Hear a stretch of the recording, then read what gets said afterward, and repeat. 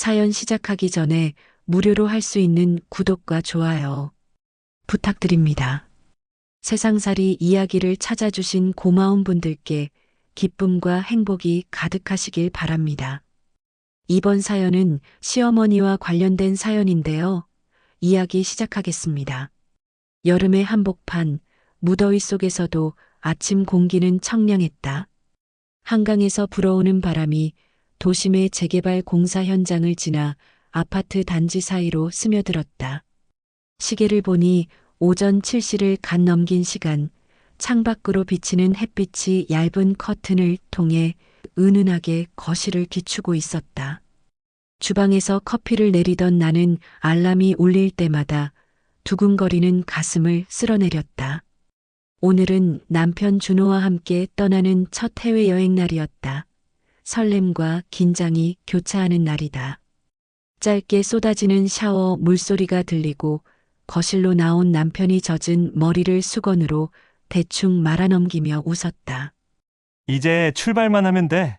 그는 가볍게 커피잔을 들어 올렸다. 진한 에스프레소 향이 금세 집안에 퍼졌다. 처음 가는 곳이라 더 긴장되는데 당신은 어때? 나는 빈 컵에 커피를 따르면서 머리를 끄덕였다. 나도 설레 1년 내내 이 휴가만 기다렸잖아. 커피를 한 모금 삼켰다. 다정한 침묵 속에서 커피 향이 깊어졌다. 우리는 늘 일에 치여 살았고 서로 얼굴을 마주하는 시간도 부족했다. 이번 여행은 조금 더 넓은 세상에서 둘만의 시간을 갖자는 의미였다. 거실 구석에는 우리가 며칠 동안 준비한 여행 가방이 나란히 놓여 있었다. 어떤 옷을 입을까? 고민하며 몇 번이나 옷을 넣었다 뺐다 했는지 모른다. 여행을 준비하는 동안 우리 둘의 대화도 많아졌다. 지난주에는 서로의 버킷리스트를 이야기했고 여행지에서 해야 할 일들을 메모장에 적기도 했다.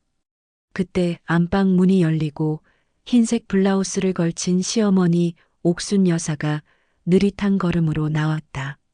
어머니는 늘 부지런했지만 요즘 들어 조금씩 힘들어하는 모습이 보였다. 요리 하나를 하시더라도 꼼꼼하게 손질하던 분이 최근엔 자주 아휴, 나이가 드니 몸이 말을 안 들어다며 한숨을 쉬었다. 여행 가기 전에 인사는 하고 가야지. 시어머니는 손수건으로 손을 닦으며 말했다. 어머니의 눈에는 걱정과 기대가 섞여 있었다. 이른 아침인데도 단정한 모습이었다. 어머님, 저희 잘 다녀올게요. 준호가 먼저 다가가 허리를 숙였다. 나도 급히 허리를 굽혀 인사했다. 아픈 데는 없으세요? 며칠 동안 혼자 계셔야 해서 걱정돼요. 시어머니는 뭔가 말하려다 잠시 멈칫하더니 머리를 가볍게 흔들었다. 나는 괜찮다. 너희는 젊을 때 많이 보고 많이 느껴야지. 내 걱정 말고 재미있게 다녀오너라. 내 걱정은 하지 마라. 이웃 사는 미경 씨도 있고 위층 영자 언니도 있으니 연락하면 되니라. 그 한마디에 나는 조금 안도했다. 미경 씨와 영자 언니는 모두 어머니와 가까운 사이였고 조금만 문제가 생겨도 바로 도와줄 사람들이었다. 그 두 분은 교회에서 만났고 동네 작은 도서관 봉사활동도 함께했다. 요즘은 일주일에 2번씩 성당 옆 작은 마을회관에서 함께 식사를 준비할 정도로 친했다. 문 앞에서 신발을 신으며 나는 다시 한번 인사를 드렸다. 잘 다녀오겠습니다. 비행기 탑승 시간 때문에 일찍 나가야 해요. 어머니, 건강 잘 챙기시고 무슨 일이 있으면 바로 연락 주세요. 그래. 시어머니는 현관문을 열어주며 우리를 향해 손을 흔들었다. 햇빛 속에서 어머니의 손이 사뭇 희미한 그림자를 그렸다. 현관문이 닫힌 뒤 나는 준호와 함께 엘리베이터에 탔다. 엘리베이터 안에서 혼잣말처럼 나지막이 말했다. 요즘 어머니, 뭐든 혼자서 하려는 모습이 좀 걱정되긴 해. 예전보다 많이 힘들어 보여. 휴가 돌아오면 이야기 한번 해봐야겠어. 준호가 옆에서 웃었다. 맞아, 어머니도 고집이 있어서 무조건 쉬시라고 하면 싫다고 할 거야. 그래도 이번 여행이 끝나면 좀 더 함께 시간을 보내면서 마음을 나눠보자. 엘리베이터 문이 열리고 우리는 짐을 끌며 지하 주차장으로 향했다. 부지런히 짐을 싣고 시원한 에어컨과 익숙한 음악 소리에 몸을 맡긴 채 인천공항으로 향했다. 여행 중에는 모든 것이 순조로웠다. 비행기 창밖으로 밀려가는 구름을 바라보며 두근거리는 마음을 달래기도 했고, 호텔 객실에서 해변을 마주하면서 둘만의 시간을 나누기도 했다. 바다의 향기에 취해 맨발로 모래사장을 걸으며 미래를 이야기했다. 모래 위에 남긴 우리의 발자국이 파도에 지워지고 다시 새겨지는 것을 보며 삶도 이렇게 한 번씩 물결에 휩쓸리지만 결국 또 다른 흔적을 남기며 이어지는 것이 아닐까 생각했다. 휴가 마지막 밤 작은 해산물 레스토랑에서 저녁을 먹으며 준호가 진지한 표정으로 말했다. 사실 어머니께 빚이 좀 있어. 그걸 갚으려고 땅을 파셨더라고. 나는 그 말을 듣고 놀랐다. 진짜? 우리한테는 왜 말 안 하셨지? 걱정 끼치기 싫으셔서 그랬나 봐. 준호는 술잔을 돌리며 한숨을 내쉬었다. 우리 결혼 준비할 때도 어머니가 조금 도와주셨잖아. 그러다 보니 우리가 모르는 부채를 은근히 떠안으신 것 같아. 내가 알아봤더니 금액이 조금 커. 갑자기 마음이 무거워졌다. 신혼집 준비할 때 도움 주긴 하셨지만 그리 큰 금액은 아니라고 생각했는데 갑자기 빚이 있으시다니. 그것도 금액이 크다니. 남편은 외동아들이라 혹시나 시어머니의 부채를 남편이 짊어지는 건 아닐지 내심 걱정이 되었다. 휴가에서 돌아가면 이야기해야겠네. 우리 둘이 도와드릴 수 있는 부분은 도와드리자. 어머니 혼자서 부담하실 수는 없잖아. 그래, 이번 여행이 끝나면 솔직하게 얘기해보자. 우리의 대화는 자연스럽게 미래 계획과 걱정, 그리고 부모님에 대한 이야기로 이어졌다. 바다에 반사된 달빛이 수면을 은은히 빛냈고 우리는 그 빛 아래에서 서로의 마음을 다시 확인했다. 서울로 돌아온 날 공항에 도착하자마자 우리는 택시를 타고 집으로 향했다. 여행의 여운이 아직 남아 있었지만 동시에 마음 한편에는 어머니가 잘 계셨는지 걱정이 밀려왔다. 집에 가까워질수록 숨이 더 빠르게 몰아쉬어지는 것 같았다. 우리 아파트 단지에 들어서자 이상한 기색이 풍겨왔다. 입구 게시판에 붙은 부동산 전단지에서는 익숙한 동호수를 언급하고 있었다. 103동 1205 마이너스 매매 완료. 눈으로 대충 훑어봤는데도 내가 살던 집 주소임을 알아차렸다. 순간 가슴이 쿵 내려앉았다. 이게 뭐야? 우리 집이 팔렸다고? 준호가 크게 놀라며 전단지를 떼어냈다. 종이에 적힌 연락처 옆에는 현재 매물 준비 중이라는 문구까지 있었다. 믿을 수 없는 일이었다. 불과 나흘 전에 떠나기 전까지 아무 말도 듣지 못했는데 우리가 없는 사이 어떻게 이런 일이 일어날 수 있었을까? 현관문을 열자 더 충격적인 상황이 펼쳐졌다. 거실 가구는 모두 사라지고 식탁이 있던 자리에는 먼지 자국만 덩그러니 남아 있었다. 주방에도 냉장고와 전자레인지가 없었다. 옷장에는 겨울옷과 웬만한 의류가 모두 비워졌고 세탁기는 물로만 채워진 채 아무것도 넣지 않은 상태였다. 서랍장을 열어보니 우리 각자의 중요한 서류와 혼수 목록들이 있었던 파일도 사라졌다. 정말 흔적이라고는 우리 사진이 딱 한 장, 현관 벽에 걸린 가족 사진뿐이었다. 너무 낯선 광경에 나는 눈앞이 어지러질했다. 휴가지에서 남편에게 들었던 어머니의 빚 이야기가 불현듯 떠올랐다. 무슨 일이야? 설마 어머니가? 겨우 입을 열었지만 대답할 사람이 없었다. 휴대폰을 꺼내어 시어머님께 전화를 했는데 이상하게도 시어머니의 전화기는 전원이 꺼져 있었다. 준호도 계속 전화해봤지만 마찬가지였다. 이웃 미경 씨에게도 전화했지만 통화음만 길게 울렸다. 계속하여 친구, 친척, 성당의 지인들에게 연락했지만 모두 알지 못했다. 어머님이 갑자기 어디 가셨다고요? 이틀 전까지 성당에서 같이 있었는데. 그러고 보니 어제 모임에는 안 나오셨네요. 다들 놀라며 입을 막았다. 우리는 경찰에 실종 신고를 해야 할지, 정말 전 재산이 사라진 건지, 아니면 어떤 사기 피해를 당한 건지 감을 잡지 못했다. 그날 저녁 준호와 나는 거실 바닥에 앉아 망연자실하게 서로를 바라보았다. 지쳐 빠진 눈빛 속에서 둘 다 좌절감을 느꼈다. 우리 어머니가 집을 팔았다니 지금 우리 여윳돈도 없는 상태잖아. 준호는 소파가 있었던 자리에 앉아 머리를 감싸쥐었다. 나는 무언가 말하려다가 입을 다물었다. 평소 어머니가 신뢰하던 지인들이 전화를 받지 않는 상황도 수상했다. 그 순간 초인종이 울렸다. 긴장한 마음으로 현관문을 열자 난생 처음 보는 사람이 서 있었다. 검은 수트를 입은 40대 후반쯤 되는 남자였다. 안녕하세요. 혹시 김지연 씨 댁 맞습니까?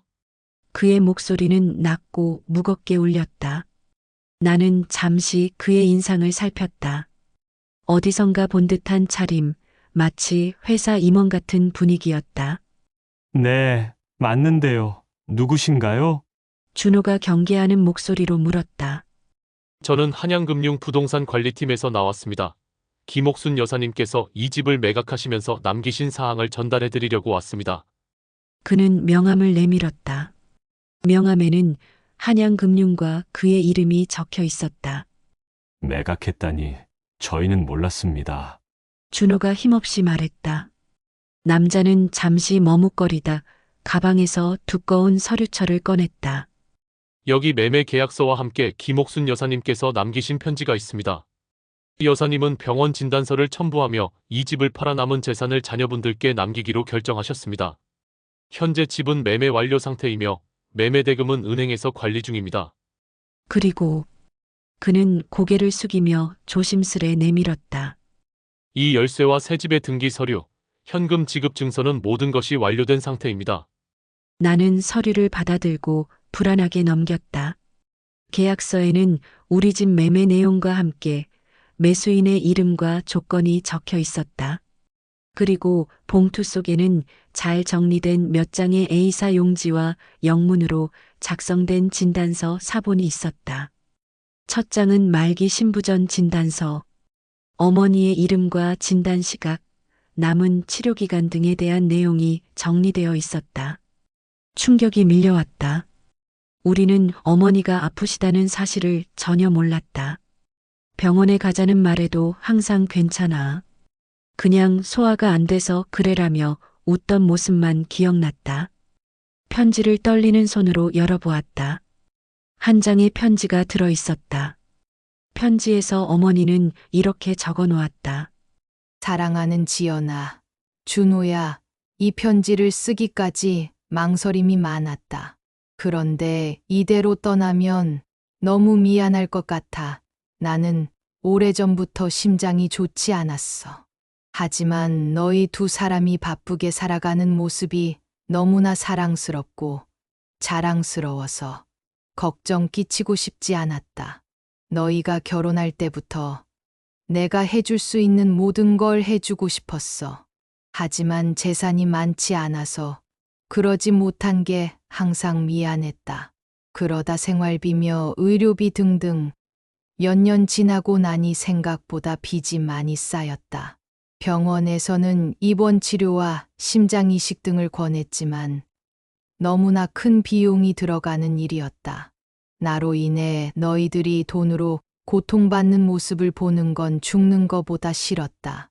나는 병원 치료보다 너희 미래가 더 중요하다 생각했다. 그동안 늙은이 역정 들어주며 모시고 산다고 너희들이 고생이 많았다. 작은 아파트에서 나한테 방 하나 내어주고 불편하게 생활하는 너희들의 모습을 보는 게 내내 마음에 걸렸다. 더 크고 좋은 보금자리를 마련해 주고 싶었어. 병을 버티면서 땅을 팔고 남은 돈으로 너희 둘을 위해 이 집을 정리하고 새로운 집을 준비했다. 이미 계약이 끝났다. 은행에서 너희 이름으로 대금을 넣어 주었어. 새 집의 주소는 여기에 적어 두었다. 너희가 지금보다 더 넓고 편안한 곳에서 살게 하고 싶었어. 혹시 억울해하지 마라. 내가 왜 이런 걸 미리 말 안 했는지, 왜 너희 허락 없이 집을 팔았는지 속상할 수도 있다. 그래도 이 모든 건 너희를 사랑하는 마음에서 비롯되었다는 것을 잊지 말아다오.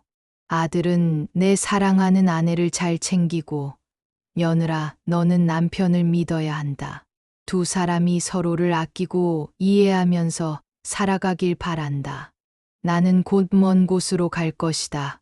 걱정하지 마라. 너희를 늘 지켜볼 것이다. 사랑을 담아 엄마가. 편지가 끝나자 손끝이 바들바들 떨렸다. 그의 눈가에는 눈물이 맺혀 있었다. 말로 설명할 수 없는 감정들이 우리를 휩쓸었다.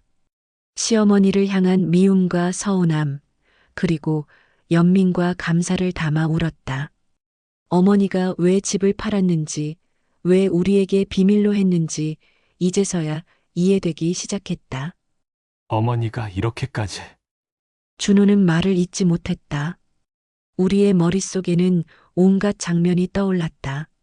어머니와 함께 차를 타고 장을 보러 간 기억, 어머니가 우리를 위해 비 오는 날 우산을 씌워주던 기억, 가족 식사 때 어머니가 줄기차게 잔소리하던 기억.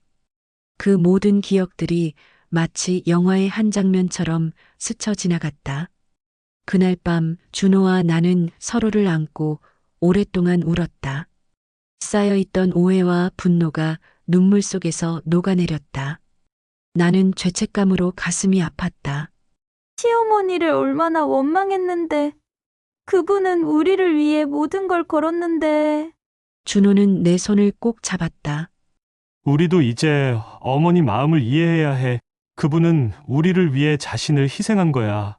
며칠 뒤 우리 가족은 새로 마련된 아파트를 찾았다. 고요한 주택가에 자리한 작은 새 아파트였다. 화려하지는 않았지만 깨끗하고 포근한 느낌이 들었다. 현관문을 열자 화이트톤의 거실과 따뜻한 느낌의 목재 가구가 눈에 들어왔다. 어머니가 세심하게 골라주셨을 가전제품과 식탁, 그리고 환한 햇빛을 받으며 자라는 화분들이 있었다. 우리는 울컥했다. 어머니가 우리를 얼마나 아꼈는지 이 집을 보면서 다시 한번 깨달았다. 이 집을 어머니가 마련하신 거구나. 준호가 부드럽게 말했다. 나는 더 이상 말문이 열리지 않았다. 눈물이 다시 차올랐다. 어머니가 마지막까지 우리를 위해 준비한 공간이 이곳이라니. 집안 곳곳을 둘러볼 때마다 어머니의 손길이 느껴졌다. 주방 찬장에는 우리 부부가 좋아하는 간장 소스와 조미료가 정리되어 있었고, 옷장에는 어머니가 손수 접은 우리가 산 여름 옷이 가지런히 놓여 있었다. 이제 우리 둘만의 공간, 그리고 어머니의 사랑이 담긴 공간이었다. 어머니를 다시 볼 수는 없었지만 마음속에서 늘 그녀의 음성이 들렸다. 너희는 잘 살 거라.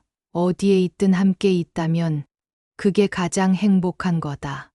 그 말을 마음 깊이 새기며 우리는 새 집에서 새 삶을 시작했다. 예전보다 더 단단해진 가족이 되어 서로 미워하던 마음은 시간이 흐를수록 이해와 사랑으로 바뀌었고, 어머니의 희생은 우리에게 평생 잊지 못할 교훈이 되었다. 이젠 밤마다 식탁에 둘러앉으면 어머니의 빈자리가 너무나 크게 느껴졌다. 하지만 그 빈자리를 우리 사랑과 기억으로 채워갔다. 어머니가 가르쳐준 된장찌개 레시피로 밥을 지어 먹고 옛날 이야기를 나누며 웃고 울었다. 새 집의 거실 벽에는 어머니와 함께한 사진을 걸어두었다. 그 사진 속 어머니는 늘 해맑은 웃음을 짓고 있었다. 우리는 그 웃음을 보며 다시 힘을 냈다. 사라진 전 재산과 어머니의 잠적. 모두 우리를 위한 사랑의 변주였다. 어머니가 남긴 편지와 집, 그리고 따뜻한 기억들은 우리를 삶의 굴곡 속에서도 서로를 부둥켜 안게 했다. 그리하여 우리는 다시 일상을 받아들이며 어머니의 사랑을 마음에 품고 살아갈 힘을 얻었다. 결국 그녀가 전해준 선물은 물질이 아니라 마음이었다. 사랑한다는 단순한 말 속에 담긴 끝없는 희생과 믿음이었음을 우리는 깨닫게 되었다. 우리네 세상살이 이야기 시청해 주셔서 감사합니다. 구독과 좋아요 부탁드리고 다음 사연으로 인사드리겠습니다. 감사합니다.